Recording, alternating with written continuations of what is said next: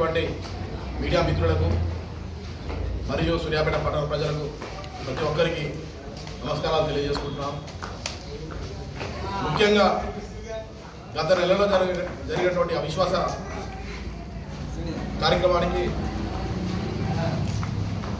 ముఖ్య ఉద్దేశం ఏమిటంటే 4 సంవత్సరాల కాలంలో జరిగినటువంటి వార్డులలో కనీస అభివృద్ధి కార్యక్రమాలు గుర్తులేస్తే మా సోదరులు చెప్పినట్టు ప్రజలలో ఉండేవాళ్ళం, ప్రజలలో తిరిగేవాళ్ళం. ప్రజల కోసమే మేము ఎన్నో ఉన్నత చదువులు చదివి కూడా ఈరోజు ప్రజలకు సేవ చేయాలనే మార్గంతో, ప్రజలకు సేవ చేయాలనే ఆలోచనతో ఇలా ప్రజలకు వచ్చినాం. నేను మా శ్రీరామ్ నగర్లో 20 సంవత్సరాల నుంచి నేను రాజకీయాలు చేసుకుంటున్నాను. ఏ రోజు కూడా ప్రజల కోసం అందుబాటులో ఉండే వ్యక్తులు మేము. అలాంటి తరుణంలో వాటిలో జరుగుతున్నటువంటి అభివృద్ధి కార్యక్రమం జరగకపోవడం వలన చాలా నిరాశ చెంది ఉన్నాము. ఇంతలోనే మన నిఖిలా దిలీప్ రెడ్డి గారు ఈ యొక్క సంవత్సర కాలంలో నేను ఖచ్చితంగా ముఖ్యంగా అభివృద్ధి కార్యక్రమాలతో దృష్టి పెడతా, మీకు మళ్ళీ రేపు భవిష్యత్తులో మీరు ప్రజల దగ్గరికి పోయేటప్పుడు మీకు ఖచ్చితంగా వాళ్ళ ఆశీర్వాదాలు మీకు అందే విధంగా నేను సహాయపడతా అని ఒక భరోసా కల్పించడం వల్ల అతనికి ఆ రోజు మేము అందరం కలిసి ముక్కుమడిగా సంతకాలు పెట్టడం జరిగింది. దానిలో భాగంగా మా అభివృద్ధిలో ఈరోజు విశ్వాసం మిగిపోవడం, అభివృద్ధికి మాకు అనుకుంటాం మిగిపోవడం వల్ల మాకు ఇబ్బంది లేదు, కానీ మా అభివృద్ధి ఆగిపోయింది కదా. వచ్చి ఈ సంవత్సర కాలంలో కొంచెం అభివృద్ధి చేసుకునేటప్పుడు బాధపడ్డాం.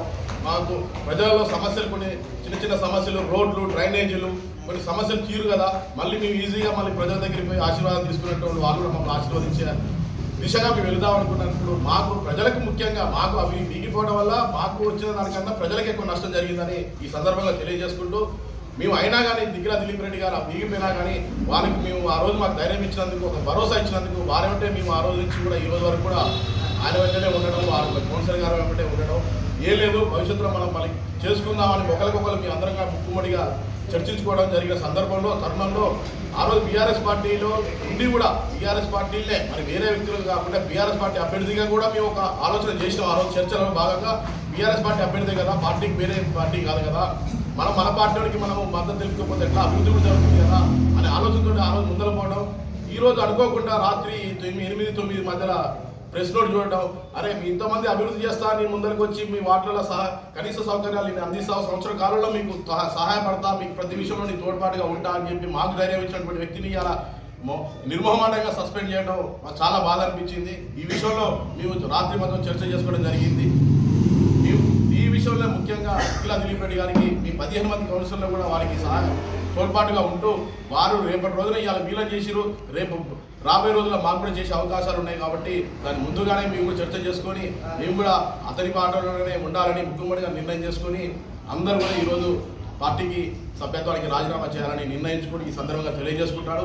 భవిష్యత్ కార్యాచరణ కూడా మేము ఈ 2-3 రోజుల్లో చర్చ చేసుకొని భవిష్యత్ కార్యాచరణ కూడా మీ ముందరకు తెలియజేస్తామని ఈ సందర్భంగా తెలియజేసుకుంటూ ఇక్కడికి విచ్చేసినటువంటి ప్రతి ఒక్క మీడియా మిత్రులకు అందరికీ నమస్కారాలు, ధన్యవాదాలు.